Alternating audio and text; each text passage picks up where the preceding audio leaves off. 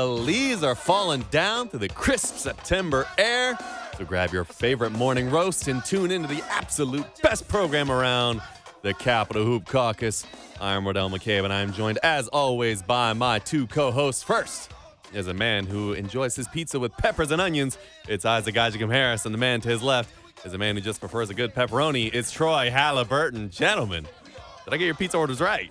No, I actually do not like onions. But I do no like onions. onions. Okay. No onions. You definitely got my pizza order right. Look, you on something here, Wardell. What's your favorite pizza order then? So I like a buffalo chicken. Okay. Maybe it's stuffed crust. It depends. It depends what pizzeria I'm going to. I do not think chicken belongs on a pizza. I'm going to be honest with you. But over pineapple, though? Oh, man. Well, I didn't say anything Like, about pineapple. are we? What's Like, happening okay. Whoa, okay. Yeah. Let's calm down, everyone. Let's calm Get a down. little hostile in here for a second. Let's get on to the question of the week, which the one I have for you both this week. What is your favorite smell in the world? Isaac, I'll start with you. Lavender. Lavender. Okay, Troy.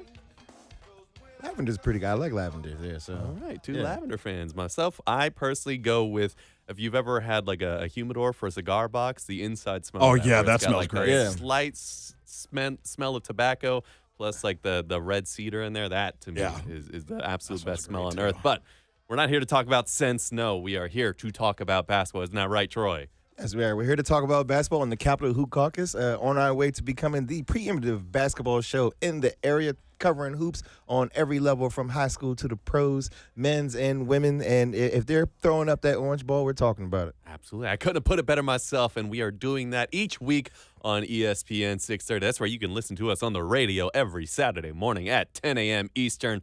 That's 630 on your local AM dial, or you can also catch us on the podcast feed wherever it is that you get your podcasts. And when you search us up, you find us. Be sure to give us a listen, a rate, and review, because it helps to spread us out to other basketball fans.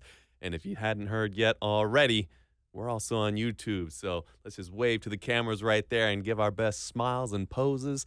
And if you wouldn't mind also heading over to YouTube, if you're not there already, giving us a like and subscribe and a comment if you wouldn't mind. But let's get on to today's show, because training camp is about to open up for the Wizards. So over the next 3 weeks, we're going to go over the roster that they currently have, and we're going to break down the positional groups of all the players on the team. We'll start out this week with the guards, and after that, we'll be joined by a very special guest this week, someone who's actually played with and against our very own Isaac Harris. It is Luka Garza of the Boston Celtics. From there, we'll continue grading the offseasons of the association, this week focusing on the Southeast Division. Then we'll close it out with trivia time from the line. But as always, let's go ahead and start with the Beltway Beat.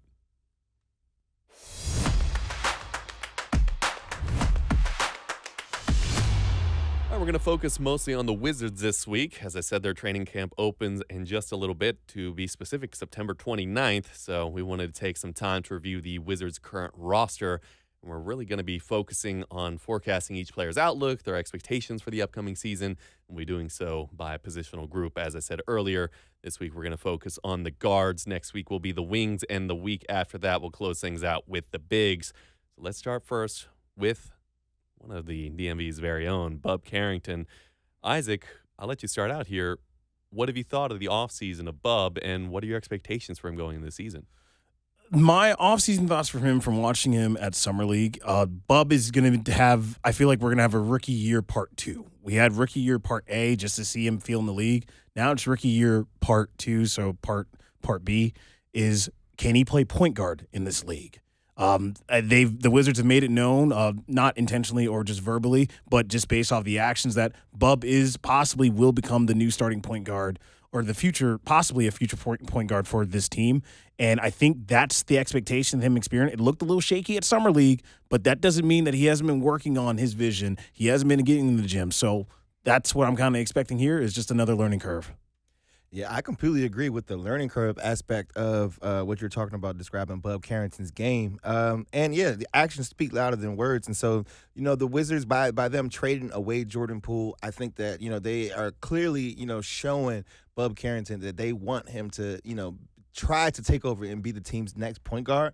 And so I think when you look at what he did this in Summer League, I think that he's off to a rocky start with if they're looking for him to take the reins as the floor general for this team. And so, I'm very much looking forward to seeing him, kind of assert himself as the lead ball handler.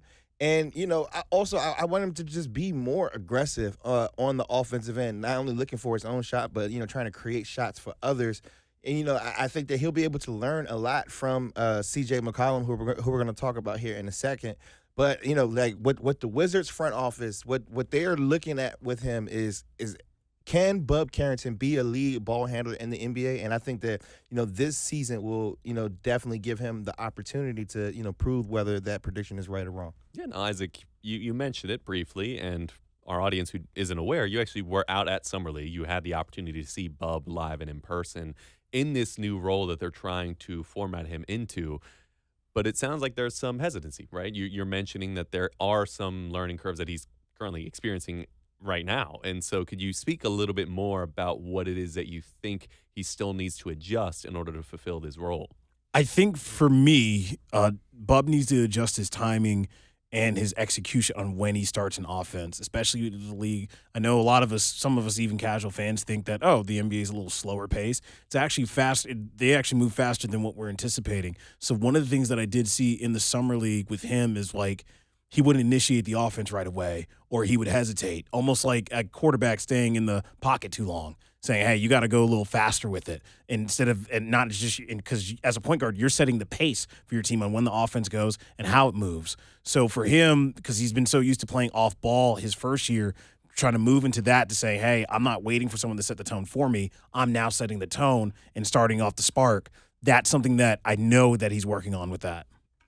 Yeah, and like you said, the pacing matters so much, and I think that one of the things that when I look back at the great point guards of Wizards past, like John Wall and Gilbert Arenas, like the reason why those guys were so great was because of their ability to change pace at such a different paces of the game. So like you got to be able to walk the ball up the court and also be able to push it and get everybody involved in transition. And so I think that the only way for Bub Carrington to actually learn that pace is to get out there and play. All right, now let's move on to another guard, one of the other young guns, which I guess can be describing everyone on the roster as fairly young here. Let's go on to A.J. Johnson. Troy, what are you thinking the expectation should be for A.J. Johnson coming into the season? Well, the expectation should be for A.J. Johnson to crack the rotation. I think that's when you're looking at goals for him as far as like particular individual goals for the season. I think for him that he really needs to focus on trying to crack the rotation and being a player who can play 20 to 25 minutes a night. And that I think he's just so raw with some of his skill set that he really just needs to be kind of thrown into the fire and get out there and play through some of the warts in his game. But also, like, he has this level of athleticism that, the NBA is full of great athletes, and he's probably in the 1 percentile of NBA athletes. And so, he really needs to get a chance to get out there and get a feel for how his athleticism can impact winning basketball. All right. Now, with his rawness, his explosiveness, Isaac, Troy said that his goal or his expectation for AJ is just to really crack the rotation in a solid and meaningful way. Should he do so, what role do you think he actually fulfills when he's on the floor? Well, AJ showed in flashes when he first got traded to the Wizards, and then just his reputation is he's a high-flying slasher. He possibly has like the great athletes. He's a great athlete and an NBA athlete.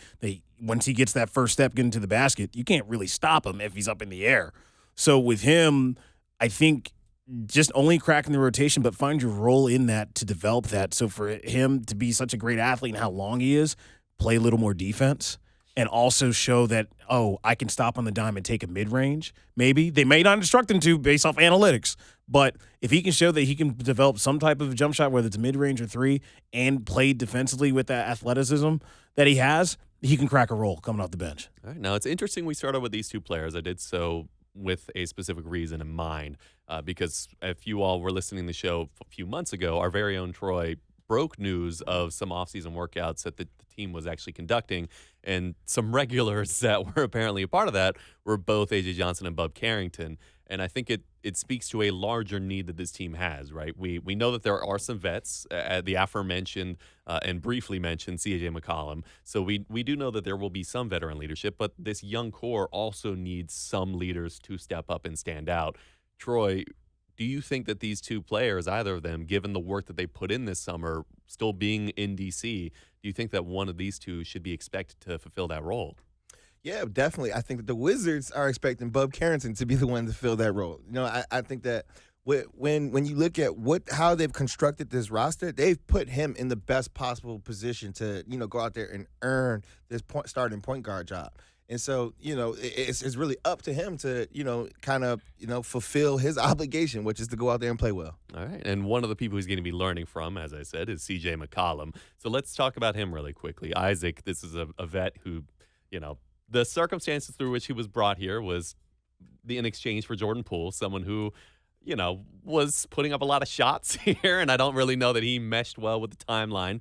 And I don't think that McCollum necessarily does either, given his age, but I do feel that he may be a little bit more amenable to the timeline that the Wizards are working with. What do you think his expectations are going to be for this season? His expectations for at least for how long he does stay with the Wizards, because like you mentioned, his timeline does not exactly line up. And in my opinion, I don't think he's that old of a vet to really thinking, yes, I'm ready to take on the coaching role. So with CJ, I think is to be the vet for the time, is to be a placeholder vet, kind of give Bub and all the young guards a different aspect or a different perspective than what Jordan Poole gave. That's his expectation. Obviously, he's going to possibly put up the same type of numbers, but I don't expect him. It's more of a stopgap situation. Yeah, with the C.J. McCollum situation, it's very peculiar because, yes, they want him to be a good vet to the young players and, kind of show them the ropes of what the NBA is like and how to be a professional. But on this other side of that coin is they need him to come out there and show that he can still play basketball and, get his trade value up. Like, let's be very upfront and honest about what his role is going to be on this team. He needs to come out here and have a hot start to the season so that they can, attribute some type of value to him so they can flip him in and bring in another asset. Like this guy, he's on an expiring contract. He's coming to DC. Like I'm pretty sure like he's definitely renting. He probably rented a furnished apartment. There's no need to hit a real estate agent because he's not going to be here for long. So, I think that what he needs to do is to rehab his value and while also trying to be a leader by example of showing the younger point guards or the younger guards on this roster how to be a professional. So but the biggest thing is for him to come out there and show that he can still score the basketball. Oh, for sure. And I think it's where it is interesting, the timeline for the Wizards. It's what's so peculiar about it is they brought in a lot of vets this offseason, and we'll talk a little bit more about that, of like who were the players that came in and then also immediately left right after. But they are getting a lot of guys who aren't like the end of the line vets. They, as Isaac, you said, they're not the vets who are like coach ready vets. These are guys who are like in their early 30s still. And so they still have a lot of basketball ahead of them. And CJ, I imagine, is probably one who is hoping that he has a lot of meaningful basketball ahead of him shortly. And so, I think it's probably in everyone's best interest, his especially, that if he wants to be on a playoff contending team, you got to come out swinging, and that's helpful for the team because it allows them to watch someone in real time play the way that he does and who carries himself the way he does. That can still be very valuable for the young team, but his ultimate goal is to try to increase his value for the franchise and for himself, so that way he can go on to other pastures. But let's move on to another player who was brought in this offseason, Dylan Jones, brought in from Oklahoma City. Troy, what's your expectations for Jones this offseason? Yeah, but my expectations for Jones is to come in and shoot the basketball. Like, I think for him, he has to show that not only can he, be a movement shooter in the NBA, that, he has positional value where he can go out there and defend at his position.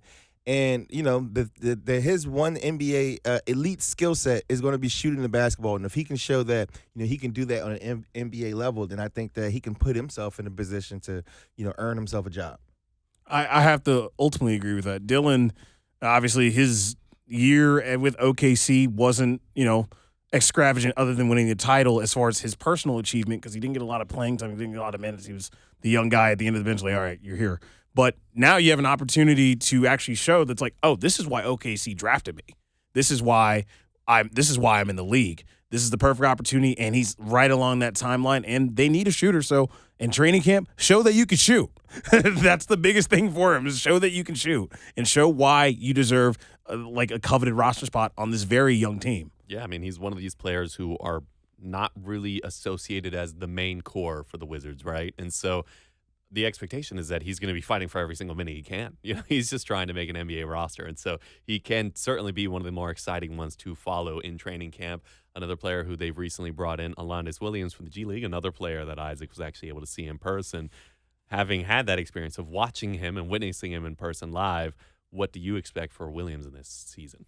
Him try to make the training camp roster competitive. I hate to say he is a flyer. You don't know if you're going to keep him, but if he does, his goal is to stay within the organization long enough to say, like, you know what, we want to keep you and potentially put you like a Justin Champagnie, like, oh, let's just keep you for the long term because you fit and we like you.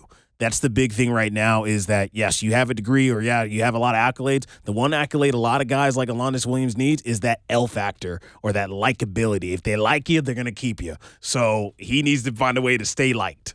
Yeah, I think it's the opposite of likability for him. I think he needs to go and get under everybody's skin. He needs that dog factor. Like, he needs to go out there and he needs to have like veterans like CJ McCollum going to them like, yo, this dude, he's crazy. He's crazy. Like, you know what I'm saying? And I think he can. That's where it comes from being likable. Exactly. Look, but yeah, you got to be unlikable to some of these players on the Wizards in training camp. Like, he's got to be, just under their jersey, like in their personal space. Like, if he wants to make this roster, he's got to just show how much of a dog he really is. And so, with that comes a sense of unlikability, from opposing players. So, like, that's what I think that he should be focusing on for this season. Yeah, I'm in agreement, Sarah. I think that his role right now should be to try to push the remaining team as much as he physically can, because we were talking about A.J. Johnson being an athlete, but Alondes Williams, also incredibly athletic. I mean, for an NBA player, very athletic. And so I think that that's going to be the niche that he can carve out for himself, which is something that you see to be true for a lot of G League guys. He is kind of a mainstay for the G League. And so if he wants to have that spot in the NBA, then pushing people as hard as he possibly can would be the way to do it. But one player who's certainly less of a question for us was the man that they selected in this past draft, that being Trey Johnson. So, Troy, what are your expectations for Johnson this upcoming season? Yeah, for Johnson, I think that he should really be setting the bar high. Like, I think that his goal should be coming into this season, I'm winning Rookie of the Year. And, I think that, you have to set the bar that high in order for you to come out there and try to live up to a level of expectation. And so, yeah, with him, I think that he's going to get a lot of opportunities, whether that be starting or coming off of the bench. I think he's going to play a lot. And so, like, I think that he's got to really work on, just coming out there and showing that, his scoring ability can translate from, playing in the SEC last year to now playing against fully grown men in the NBA.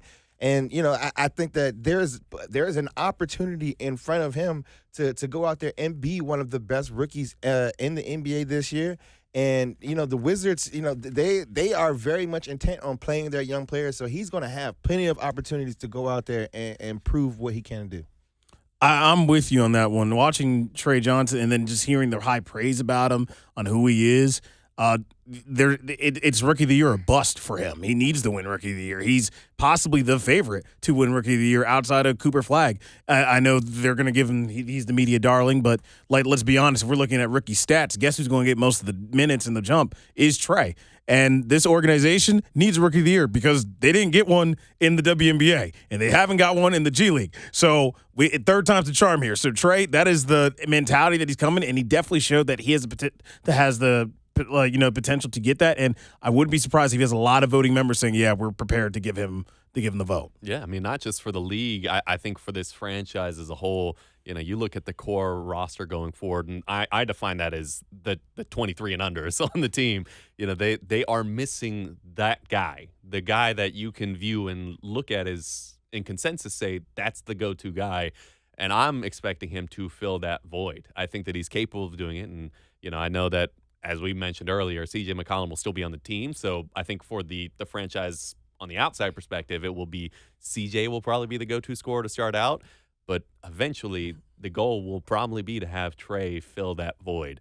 But all right, we talked a little bit more about the guards. As I said, we're going to carry this conversation over the next coming weeks. But it's time for us to go to break really quick. The next time you hear us, we'll be joined by Luka Garza. This is the Capitol Hoop Caucus on ESPN 630 and the ESPN 630 app.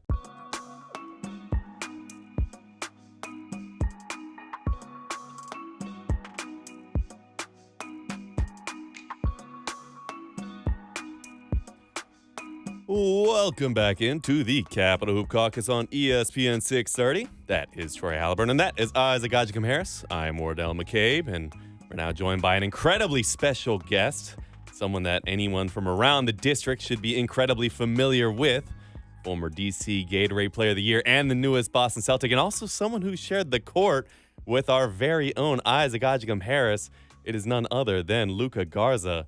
Luka, thank you so much for joining us today. Oh, thank you guys for having me. Appreciate it. Luka, it is good to hear from you and see from you, brother. It's nice to talk to you now after 15 years ago. I lost a CYA Turnpike Championship to you. Little did I know, against good friends Marvin Grunchy and the late, great Sean Hill at Holmes Middle School. Still have my second place trophy, but I know your first place trophy is probably in the trophy case with all the other accolades. Some names right there. For real. Yeah, I mean, shout out to those guys. So it's nice to see all the awards and how the growth you came back, but it's nice to have you on the caucus. Yeah, welcome, Luka. And, hey, I'm so glad to have a DC basketball legend on this podcast. I feel like, the DMV produces so many great basketball players. And one of the things I wanted to ask you was, when you were coming up as a youth playing basketball in the area, who was one of the first matchups that you can remember where you were like, damn, like I need to go back and start working on my game a little bit, or this is like really on a level that you were like, man, DC produces some of the best hoopers? Yeah, I mean, there's a lot of names. Like as you mentioned, there's so many guys that come from this area, and I think just growing up in that environment is what allowed me to just improve my game. Every single summer when I was going into AAU, my dad was driving me up to running shoe. When I was like the eighth man on a team where I was just getting out there and I was getting the ball stolen from me every time, like getting my shot blocked, all this kind of stuff. So there was a lot of times I had to adjust when I was younger. But I say when I got to high school, there were names like guys like Nate Watson, who had a really good college career. He's playing pro. Like him and me, we're in the same class and we always battled against each other. And a GK Obina, those guys, they were the I guess my competition in terms of the bigs, in the area at that time and in my class and just in general, I being able to catch Markelle Fultz on that. That arc he had, going into his junior year when no one knew about him, after he had played JV as a sophomore, and he's playing with the DC Blue Devils, and he just I was playing with Team Takeover, and he torched us, and that was one of the craziest eye-opening experiences I've had. And then seeing him, be the number one draft pick a couple years later, it was just so apparent with all the guys that we have in this area. Yeah, Luka, you're mentioning some of those names, like so you played Team Takeover, right? Yes, I did. Yeah. Okay, yeah. So what? I played for a lot of teams, though. I mean, I played. I would go to a tournament and play for 3 different teams in the same weekend. Like when I was younger, I would have like 4 different jerseys, and because I wanted to hoop and play. I played for the Six Man Warriors. I played for Hoop Magic. I played for Fairfax Stars at some point. I played for the kind of like the fake Team Takeover, like the C team that wasn't really Team Takeover. Before I got good enough to play for Team Takeover, I played for Mid Atlantic Select. There's a lot of teams in the area, and I probably played for 80% of them.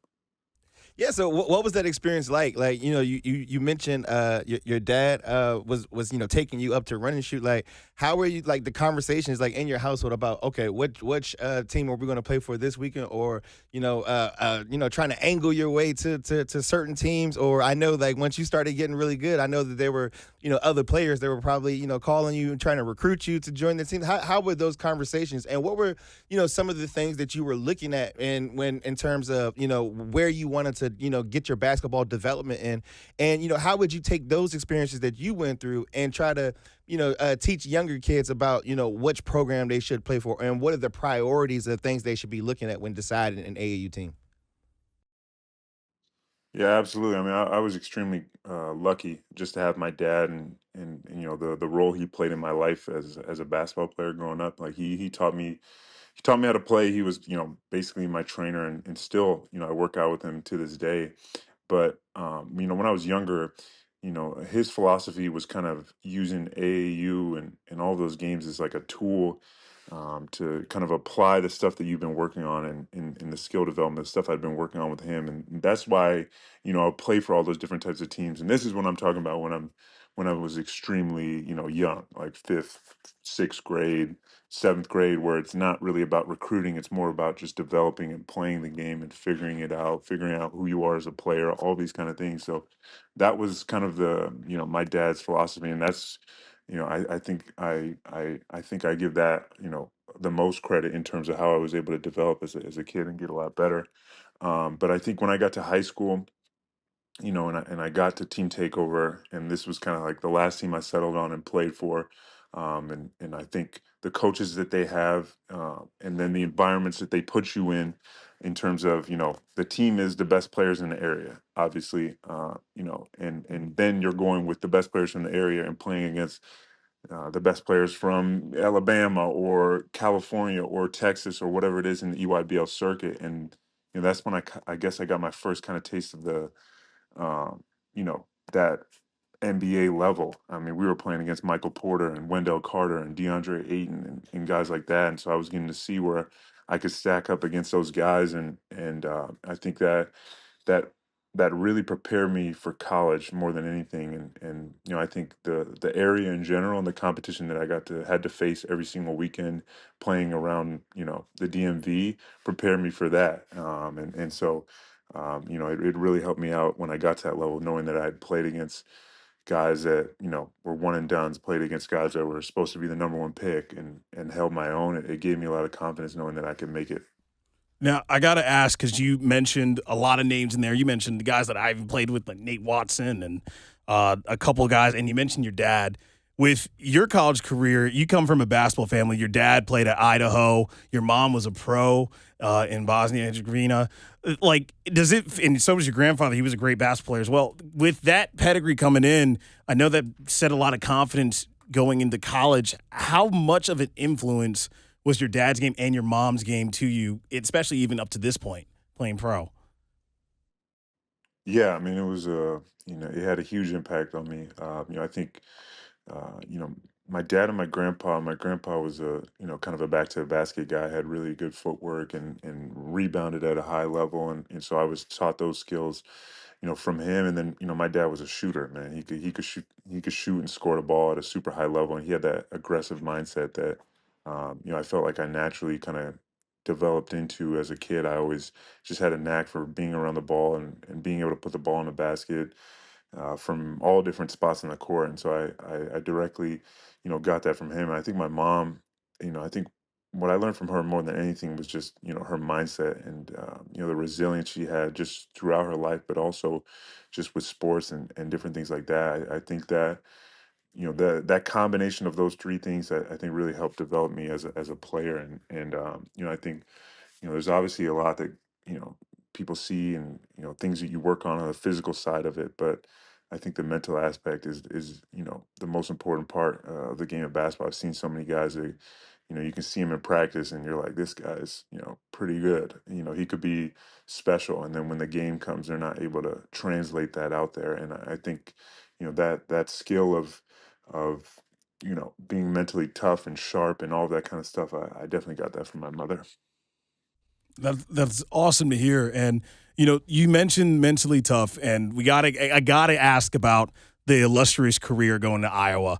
Usually a lot of DMV guys, like, Troy mentioned, they don't typically take the Big Ten route, and especially take the route that you took. And I've had even people personally ask me, how come Luka chose Iowa over such and such school, over ACC? How does a kid from the DMV choose Iowa? And I know it comes with a lot of mental toughness because you're further away from home. But what went into that decision, just going into that into that route? Yeah, I think Iowa kind of came out of nowhere. I was playing with Team Takeover in I think it was 16U at this time. I just finished my sophomore year in high school, and we were playing in a tournament in Atlanta, and it was a dead period, so no coaches were supposed to be there, but we were playing against all Iowa attack, and one of my best friends to this day, Connor McCaffrey, was the point guard on the other team, so. Fran was able to come to the game, kind of through a loophole because he could come watch his son play, even though no other coaches could be there. And I vividly remember, the huddle before the game, and Coach Doug Martin, said something about, hey, there's only one coach out here. It's the coach from Iowa. So whoever plays well, who knows what can happen. This is a huge opportunity for all of you. And it's just kind of crazy how life works. And Iowa, obviously I played well in that game, and they started to recruit me heavily. And this was before a lot of the high majors that kind of come around. I'd had the GWs of the world, and a couple of the mid-major schools that I was really looking towards, but I hadn't really gotten those high major programs. So I think throughout the course of my recruitment, I was just able to develop such a high level relationship with Fran. And I just, at the end of the day, I just wanted to play for him. And it made it so obvious to me that, of a choice, because it was just like that. That's the guy that I wanted to run through a brick wall for, you know what I mean, and play for and develop under. And I think just his philosophy in the system, and kind of just what he was telling me about how I could fit into his program. He kind of sold himself short just based on what happened. Like I couldn't even imagine that it would have worked out as perfectly as it did. But yeah, no, at the end of the day, it was definitely when those bigger schools came around. There was a lot to think about. But for me, it just kind of was one of those decisions that you just, for some reason, there was something just telling me that Iowa was the place, and it definitely was. Yeah, Luca, I feel like we kind of buried the lead here with our introduction of you. We said Gatorade DC Player of the Year, but you're also an AP College National Player of the Year, a Big Ten Player of the Year. Let's talk about when you got to Iowa, and you were playing a lot your freshman and sophomore years, but tell us about that leap that you made going into your junior and senior years, and really how you turned into one of the best players in the country, and completely dominated college basketball. Yeah, absolutely. I mean, I think, for me, when I first got there, Tyler Cook was our best player. And, I think we were all kind of fitting around him. And I think that allowed me to have 2 seasons where I got to learn, kind of learn from him and what he was going through as the number one guy on the scouting reports. And as the guy that, teams were double teaming and all that kind of stuff. And, obviously I benefited from that in different ways. And I think my first 2 years I was a pretty solid player. I had 12 points a game, 13 points a game. My sophomore year we were able to turn it around as a team. Coming off a disappointing freshman year, and made it to the NCAA tournament, and I kind of got to experience that as well. And I think when Tyler left, I knew there was an opportunity, for someone to kind of step into that role and be the leader of the team. And I felt like, with all the work I had put in, and and just the experience that I'd had going through the Big Ten for 2 years, I knew I was that guy, and I knew I could be that guy. And so I worked, and put myself in good positions, and I just it kind of just really happily happened naturally. And it was a lot of fun, and it was we had some great teams, and great unselfish guys on the team that kind of everyone kind of understood what their role was. And we had a lot of perimeter shooting that opened up a lot of space for me on the inside. And and just the way we play, we were a dangerous team. So it was a lot of fun. And I think all the work that I had done since I was a kid, and through every summer in high school, when I know I was doing things that no other high school kid was doing, and nobody else was doing, period, in terms of just the workouts and the different things, the schedule, the routines I was holding myself to. And I owe my dad a lot for just kind of holding me to that standard. But I knew from all that work that I was ready to step into that role, and I was. Now, we obviously we did bear the lead on all the awards that you got, and we forgot you are the most decorated college basketball player of all time at that point. Speaking of opportunities that you mentioned going into Iowa, that you just kind of just was the next man up. You have a new opportunity now with the Celtics. That it's very different than when you first came to the league. You kind of backed up a few guys when you started out Detroit and Minnesota. You have a brand new opportunity with a brand new team, and there's an opening at the center position. And I know Joe Mazzulla personally, how what that guy thinks. It's very three-point heavy and very defensive heavy too. What opportunities are you seeing with this brand new opportunity, new team, new conference, and everything? Yeah, I think it's similar. I think it's, obviously I've had a couple years under my belt in the league to kind of, learn the ropes and, watch other guys and learn from other guys and take advantage of opportunities when they came and different things like that. But, I'm looking at, a massive opportunity in front of me and, whatever it looks like, I know I'm ready to take advantage of it as much as I can. And it's just, it's extremely exciting. But at the end of the day, it's the same. I know all the work that I put in, my whole life, and especially these last 4 years, and kind of waiting my turn and being patient and kind of just trusting the process. That earned me this opportunity. Now, I got to take advantage of it and see what I can do with it. And I can't be, I can't be more excited than I am. It's awesome, especially it's the Boston Celtics, man. It's a different vibe. It's a different feel than any other team I've played for. Just walking into the facility and seeing all the banners and just walking around the city. It's a city of championships, man. It's the most successful franchise in sports. So, I'm extremely grateful and I'm just, yeah, and thankful for the opportunity I'm in. And I know what I have to do to take advantage of it. And, I'm going to. Now, I know a lot of people talk about all the hard work that you do and to get to that point. And I know I've read even criticism that even annoyed me personally as someone who's seen your defensive prowess as a fifth grader getting blocked, getting their shot blocked, and throughout high school and the AAU days. I know with the Celtics, they have a specific scheme that they want to do. And we know how Joe, and we've seen how Joe thinks and what led them to there. It's a lot of the high point threes and a lot of defensive schemes. And I know a lot of people have made a lot of criticism with you defensively, which I don't think is warranted. I really believe. Do you believe that right now this is like also the perfect opportunity to show that defensive prowess that we haven't got to see as fans or even as media in the league yet? I know we've seen flashes when you kind of sub in a little bit with Rudy, but I know this is a perfect opportunity to really show that old defensive side of you from when you were at Iowa. 100%. I think I've developed a lot on that end, and I put a lot of time in to that. Just I've spent a lot of time in the film room watching things and understanding angles a little bit better. I mean, I think each level you jump to, there's a different, there's a next tier in terms of the athletes you're going against in terms of skill level, and obviously the NBA is the pinnacle. And when you're talking about the guys that are out there, you could watch a game and you can see guys that are scoring and doing all these things. But what you don't realize is how, sometimes how good the defense guys are playing that, there's sometimes just things that, there's nothing you can do.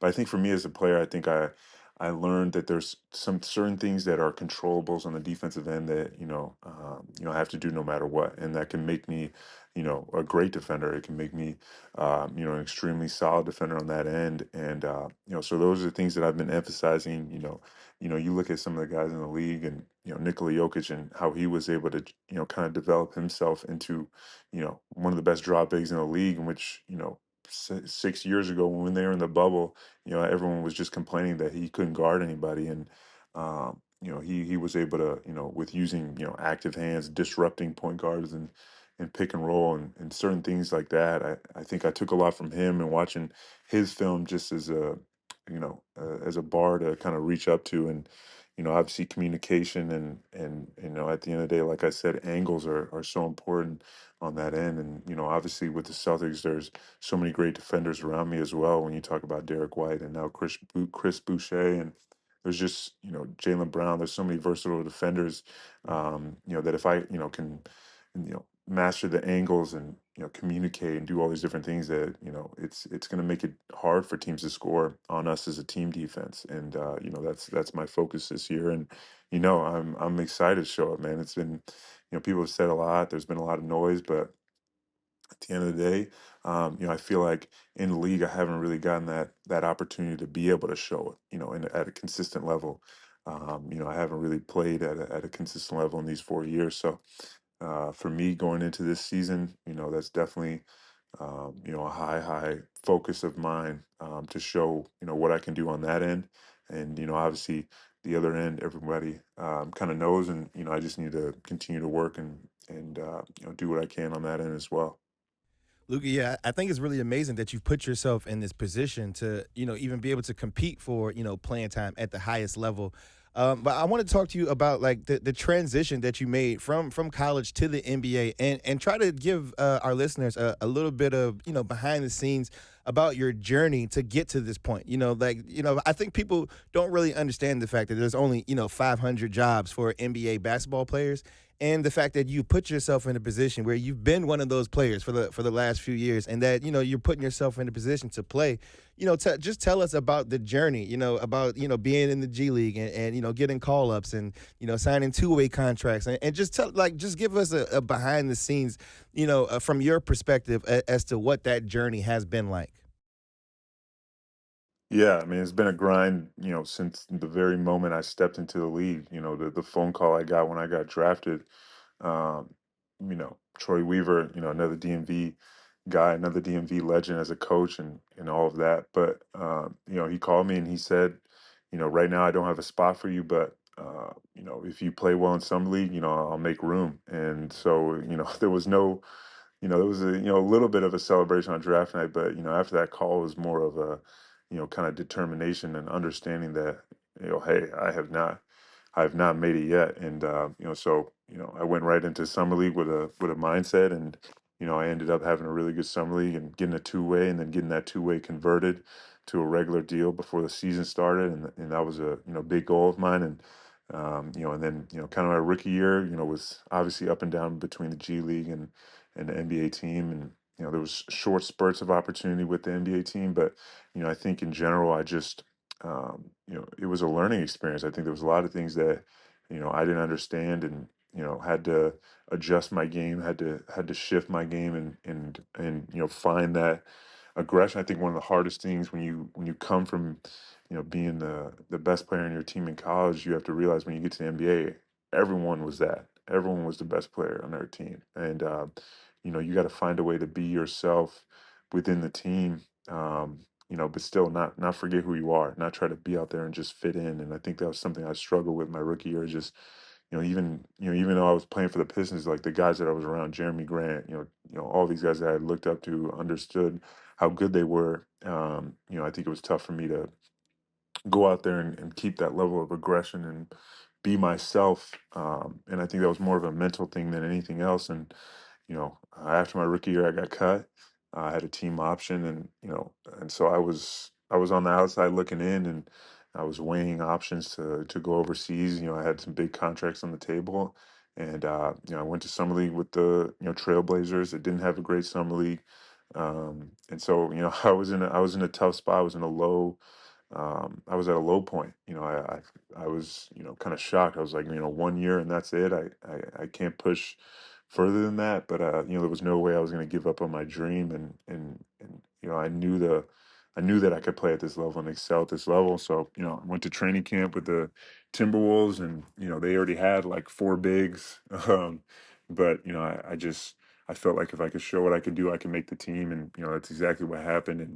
And obviously since then it was fighting from two ways to get converted again, and get back on a regular deal, and I was able to do that the last 2 years in Minnesota. And then obviously that whole journey, that whole grind led me to here, where I got longest guarantee I've had in the league so far with 2 years, which is, still not many, but it's been, better than, what I've had to deal with. But now, it just, you kind of understand that all of that grind through the G League, through, not knowing what your future is, all these kind of things, it was all worth it to get me here. And, if could know in the future, I would have done it 100 times over. So, I'm excited for where I'm at, and all of that I've kind of gone through in this league so far is what's going to carry me and help me through this season and through the future. Well, I mean, we here are fans of you, and we hope to see you continue that. But I have one last question before we got to get ready to go to commercial, and it's a Eurobasket question. It's a little fun.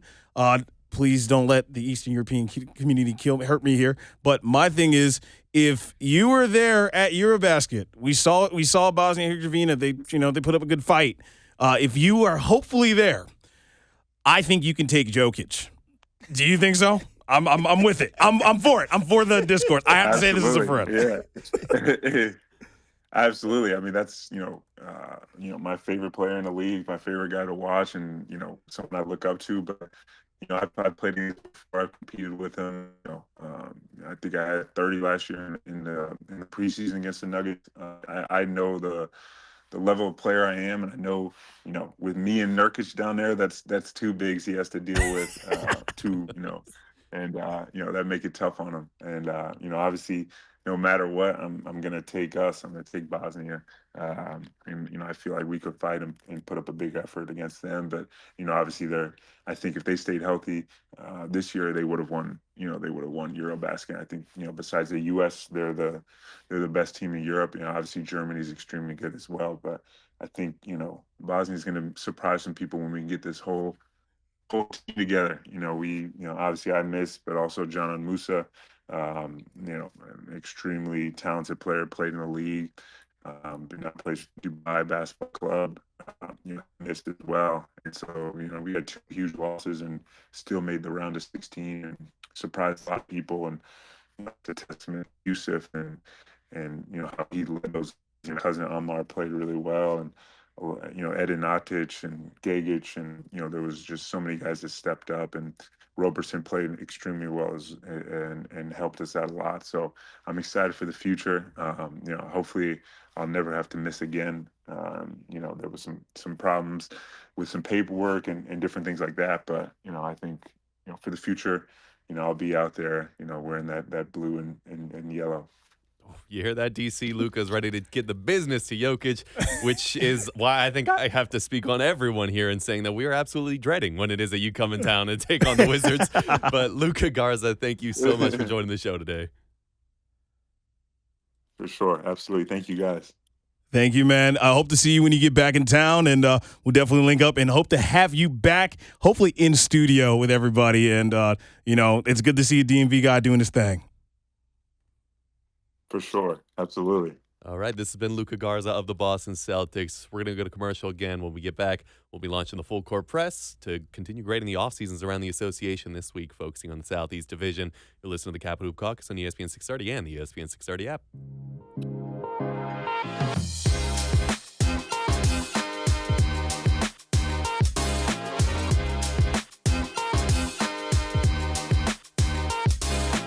Good morning and welcome back into the Capital Hoop Caucus on ESPN 630. Alongside Isaac Gajikim Harrison, Troy Halliburton, I am Wardell McCabe. It's about that time of the show for us to run the full court press, which is when we open up the show to discuss the rest of the association. If you've been following along the last few weeks, then you know that we would be continuing the grading of the off seasons of each team in the league. And today we're going to be taking our last stop, the Southeast Division. So we're going to go team by team to review their additions, departures, with our hosts providing their grades. The same as the past few weeks, we have some listener questions for our hosts to answer along the way. You both ready? Yeah. Yep, born ready. All right, let's get on with it here. Let's first start with grading the off seasons of the Southeast Division by focusing on the Orlando Magic. They finished last season 41-41. That was good for 7th in the East, and they lost in the first round of the Boston Celtics. This offseason, they have re-signed Paolo Banchero and Mo Wagner to extensions. They've also traded Cole Anthony and KCP away to Memphis to bring in Desmond Bane. And then free agency, they brought in Tyus Jones while losing Gary Harris. Then in June, they drafted Jace Richardson at pick 25. Troy, how would you grade the Magic's offseason? I give them an A. I think the Magic had one of the stronger off seasons of anybody in the association. I personally love the Desmond Bane trade. I think that for a team, the Orlando Magic, I think they've finished below 20 in offensive efficiency for the last decade. So they've spent an entire decade with a bottom 10 offense in the NBA. And so, for them to go out there and identify a clear need of, a scoring guard who can come in and not only shoot the basketball, but, help get other players involved. I like the Tyus Jones signing. I think that, this is a team that they have an identity as one of these defensive teams in the NBA. And so they did not they didn't hesitate to go out and, fill the needs of things around like scoring the basketball. And I think that Desmond Bane helps them tremendously, and I think that they're going to be a better basketball team this year. I have to give them an A too. Like, they've had a great offseason, and they've had a great resurgence over the last couple years, especially now with the new uniforms going back to the early 90s. And, like for me, play that theme song when they win, except when they play against the Wizards, don't play that song at all. So, no, without a doubt, adding Desmond Bane is a game changer, and it makes the Orlando Magic a dark horse to make their third NBA Finals appearance in league history. All right. Well, we have a question as well from our audience here, that being to Isaac. Do you think that the Magic have the pieces to take the next step? Yes. Right now, I think they're good as long as they stay healthy. All right. Let's move on to the Atlanta Hawks. They finished last season 40-42. It was good for 8th in the East in the regular season, but they were eliminated from the play-in tournament by the Miami Heat. And this offseason, they brought in Nickeil Alexander-Walker in a sign-and-trade. They've also traded for Kristaps Porzingis in a 3-team trade. And some players leaving the team include Kobe Buffkin, Clint Capella, Karis LeVert, Terrence Mann, Larry Nance Jr., Georges Niang, and David Roddy. And then in the draft, they selected Asa Newell with pick 23 through a trade with New Orleans. Isaac, what grade do you give the Hawks for their offseason? I'm going to give them a B- because they actually made an attempt to build around Trae Young for the first time in his career there by getting Nickeil Alexander-Walker to be that, like, defensive guard to help, like, on the switches and help him, because Trae Young's biggest weakness is his defense as a guard. I think he can get better at it, but when you made strategic trades on draft night for guys to help you on the defensive end, to help on the help side, especially when Trae gets stuck or he is with a different, harder guard or a bigger guard. The Atlanta Hawks trying to make a move here, and I like it. They made a move. Yeah, I'm going to give them an A because I think that they had one of the strongest off seasons in the NBA. They went out and acquired Kristaps Porzingis, who comes in and immediately upgrades their center position and allows for them to give Trae Young the proper floor spacing that he needs. The Nickeil Alexander-Walker signing is probably one of the most underrated free agent signings of the offseason. This is a guy who is the quintessential 3-and-D player, and he's going to come in and probably be a backup for the Hawks. And they did all of this where they're going to be able to compete this year, and they picked up a unprotected first-round draft pick, so they pretty much outsourced their tanking for the season. So I think that what they did was like nothing short of remarkable. I think that's an A for me. All right. We actually have a listener question responding to that very same transaction. Troy, where does Atlanta's draft night trade with New Orleans rank for all offseason moves around the league? Oh, it's the best offseason move. I think that when you talk to people around the league, a lot of people were very much questioning, Troy Weaver's decision making on that particular case. And so, like I said, like the fact that they could end up with the number 1 pick while also competing to make the playoffs is absolutely amazing. Like, you gotta outsource your tanking. Yep, absolutely. Let's move a little bit further south and go to Miami to talk about the Miami Heat. They finished last season 37-45, which was 10th in the regular season, and they were swept by the Cavs in the first round of the NBA playoffs. They brought in Davion Mitchell back to Miami. They also traded away Duncan Robinson to Detroit for Simone Fontecchio, and they traded for Norman Powell while sending Kyle Anderson and Kevin Love to Utah. And then in the draft, they obviously selected the player who slid the most, Kasparas Jakunčionis at pick 20. Also of note, it was just announced that Tyler Hero is actually undergoing surgery on his left foot and will be out for the start of the upcoming season. Troy, give us a grade on the Heat's offseason. I'm gonna give them a B. I think that Fontecchio trade is going to be very underrated because I think that he can give them, at least about 75 to 80% of what Duncan Robinson gave them as a shooter. I think that Norman Powell trade was very underrated for them to bring in a player who, he had like an all-star caliber type of season last year, and so there's going to be plenty of opportunities for him to play in Miami. And, I like the Jakunčionis pick. I think that he's a very versatile player. And, really what I believe that the Miami Heat are going to be able to do is to try to get back to some of that Heat culture. I know they've already announced they're retiring that on the jerseys and in court, but, they got to have the Heat culture in spirit by going out there. And I think that they're going to be able to surprise a lot of teams coming into this year. I'm giving them a B-. I think my biggest strength with them is that they re-signed Davion Mitchell, which is a young guard that really represents Heat culture. Losing Tyler Hero for probably 8 weeks is going to hurt them a little bit. It's going to have them to be a slow start. So I'm going to give them grace and patience on that, but we'll see. But also the big question I have here is what they're going to do with my man Scary Terry. We all know that he's still kind of up in the air right now. So embroiled. He's embroiled. So we got to see how that pans out. That's how I'm like, I want to see how that pans out before I give him a complete B. But it was a good offseason. Okay, let's move on a little further north. Let's go to the Charlotte Hornets. They finished last season 19-63. That was good for 14th in the East. They re-signed Trey Mann to a 3-year extension this offseason. They also brought in Pat Connaughton and Colin Sexton via trades, while signing Spencer Dinwiddie and Mason Plumlee in free agency. Players leaving the team include Mark Williams, Yusuf Nurkic, and Josh Okogie. And then in the draft, they selected Con Knipple at pick 4 and then Liam McNeely at pick 29.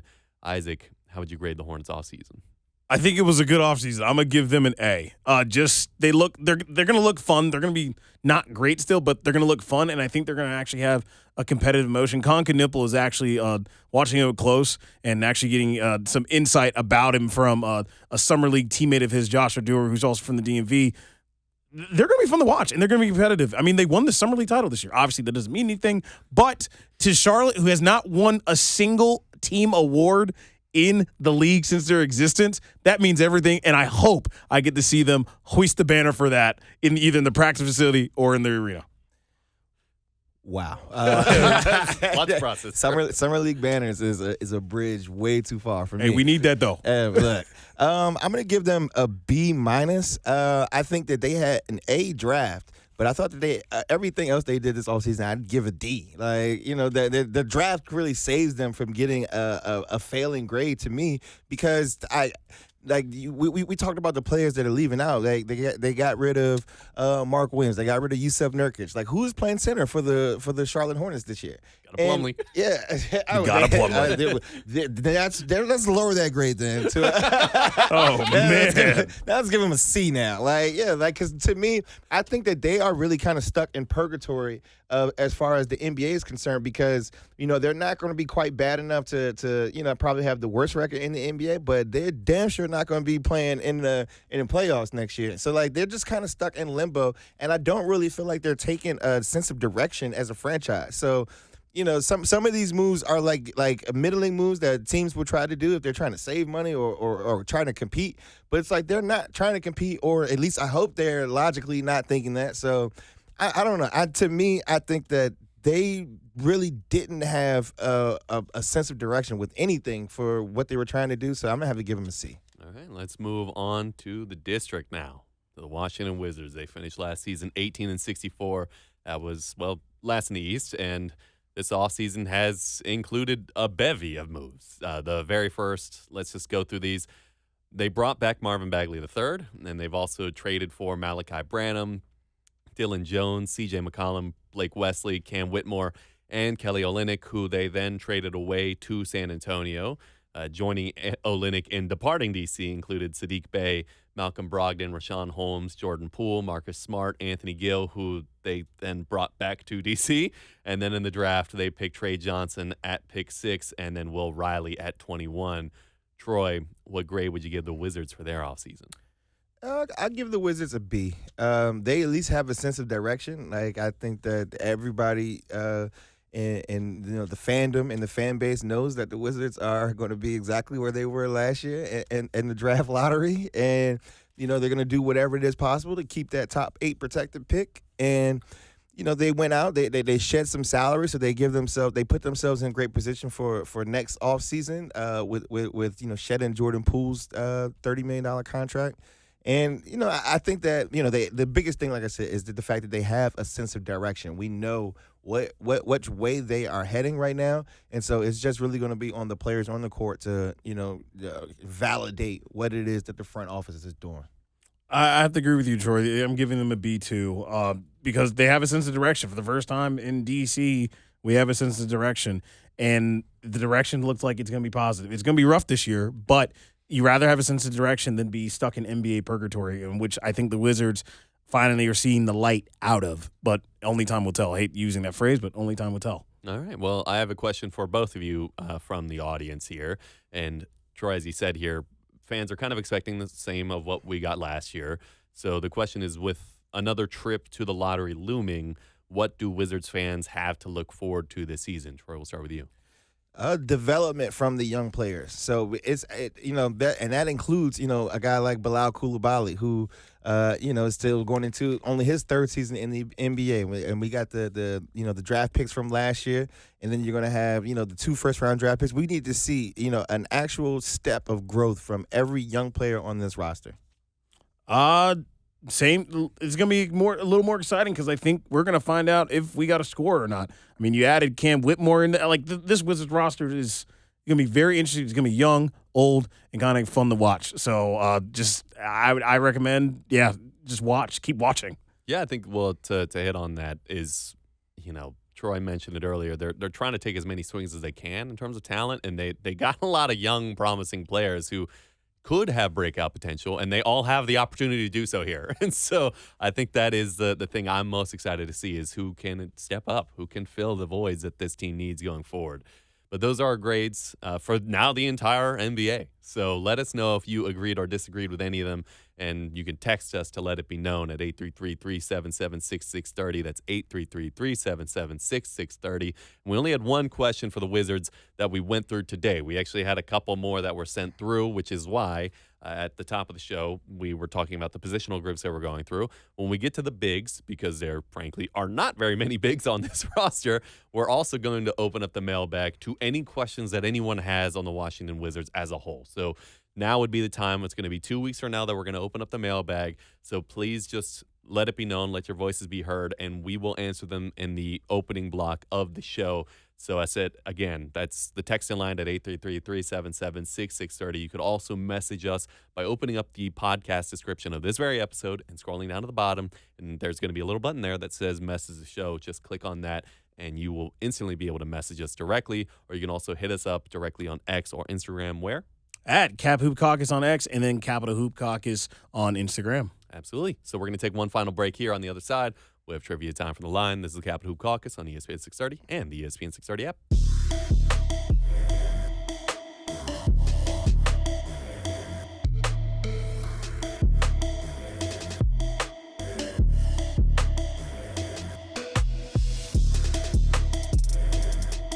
Good morning, everyone, and welcome back into the Capital Hoop Caucus. I'm Wardell McCabe, joined by Troy Halliburton and Isaac Hodgkin Harris. Thank you so much for tuning in to today's show. If you're just joining us, please allow me to catch you up on what you've missed. We previewed the Wizards training camp by breaking down their positional groups this week, focusing on their guards. And then we were also shortly thereafter joined by a very special guest, that being Luka Garza, DC legend and newest member of the Boston Celtics. And then we wrapped up our series of grading the offseasons of the NBA by assessing the Southeast Division and answering some of your questions this week. And if you missed any part of the show, please do not worry, because you can always catch it on the podcast on your favorite podcasting platform. And while you're there, be sure to give us a rate and review. And, well, since we're plugging the podcast, it means that it's about time for us to close the show. But before doing so, as always, I have to make way for our next host.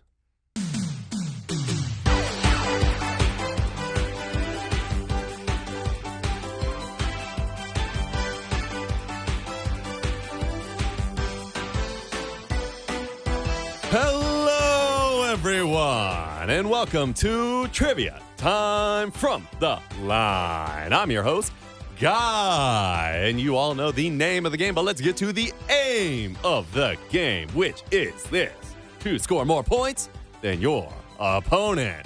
We'll have 5 minutes on the clock, during which our contestants will have to correctly guess as many players' names as possible in a surprise category of our choosing. Are you both ready to get to today's category? Yes. Wonderful. Light work. You didn't stop me. Beautiful, beautiful. Stop you. Why would I stop you? I wouldn't cut anyone off. All right.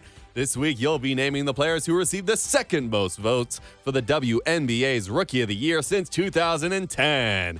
When you make your guess, please provide the year they were rookies, the team they played for, and their position, along with their name. A quick note on this: you'll probably notice that 2023, 2018, 2013, and 2010 are missing from the board. That's because no other players received any votes for Rookie of the Year those years. Wow. Now, let's begin naming the players who finished second in WNBA Rookie of the Year voting since 2010. We'll start first with Troy. Sonia Citron, 2025 with the Washington Mystics. That is correct. Isaac. 2024 Chicago Sky, Angel Reese. It is Angel Reese. Troy. 2022, let's go with Shakira Austin. It is Shakira Austin. Isaac. 2020 Atlanta guard. Wow. Why am I blanking on this name right now? All right, never mind. 2016 San Antonio guard, Kelsey Plum. No. Troy. Ooh, okay. 2019 guard Enrique Ongulai. It is Agumba Wale. Isaac. Ugh. Alrighty. 2011 forward/center from the San Antonio Silver Stars. Want to go with? Nope, never mind. Okay, Troy. I'm blanking on these. Let's go 2017 Atlanta guard. Is that Alicia Gray? It is not. No. Okay. Isaac. Okay. I'm trying to think. So 2021 Atlanta / New York. So they played for both? There were two players. Two players. Okay, two players. So 2021, the guard /forward Sabrina Ionescu? It is not. No. Troy. Let's go 2015 New York. Is that Jonquil Jones? It is not. Isaac. JJ? Dang, that was my guess for that. Definitely. I'm going to try this 2021 again. I have to think it was not Alicia Gray for the guard for Atlanta. No, it was not. Is that a guess? That was a guess. It was part of the guess, but never mind. Never mind. Okay, Troy. Troy. I don't have it. I thought I had it. Let's go 2016 Garza. Is that Kelsey Plum? It is not. No, Isaac. Guess that. It was so 2012. Or no, sorry. 2014 Tulsa guard Skylar Diggins? No, it is not. Troy.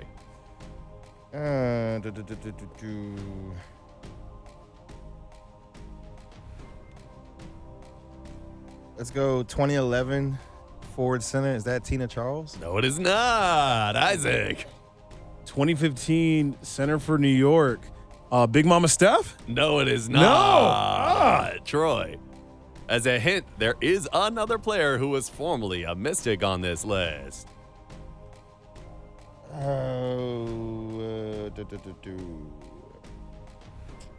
Let's go 2017 guard Is that Aerial Powers? No, it is not, but that is the right year and team for the former Mystic. Isaac. Ooh, wow. Okay. Oh, that's one's a former Mystic? Yeah. Can we say guard for Atlanta? She went to University. Which year? 2020. 2020. She went to South Carolina. Not Neek. Can't think of it. Why am I blanking on that one? But she's not a former Mystic, so never mind. I thought I had it. All right, then let's move on to Troy. Let's go 2017 guard. Is that Ariel Atkins? No, it is not. Wow. Isaac. Would that be the 2021 Atlanta guard? Area No. Atkins? No? No, it is not. Back to Troy. Oh, wait.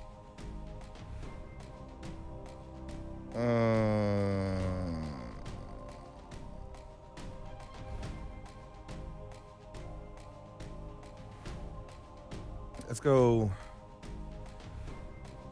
2021 Atlanta, New York guard forward Ryan Howard. No, it is not. Wow. Isaac. That's what I thought it was. It was Atlanta Howard. 2011 San Antonio. Ooh, actually, no. Sorry. 2012 Tulsa forward Liz Cambridge? No, it is not. Oh. Troy, final guess. Oh, man. I don't know, man. I won this week, but I don't feel good about it. Well, you are correct with a score of 3-1 this week. It is Troy who won. But let's go over the players who were unnamed. Starting in 2021, there were two players who finished in second. First, Atlanta guard Arian McDonald. Next, New York Liberty guard forward Dee Richards.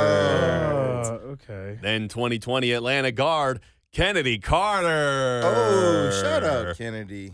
Then 2017 Atlanta guard Slim herself, Brittany Sykes. Oh, wow. 2016 San Antonio guard Mariah Jefferson. 2015 New York center Kia Stokes. 2014 Tulsa guard Odyssey Sims. 2012 Tulsa forward Glory Johnson. And 2011 San Antonio forward center Danielle Adams. That does it for us here on Trivia. Time for the line. We'll talk to you all next time. Bye. All right, how was this week for you guys?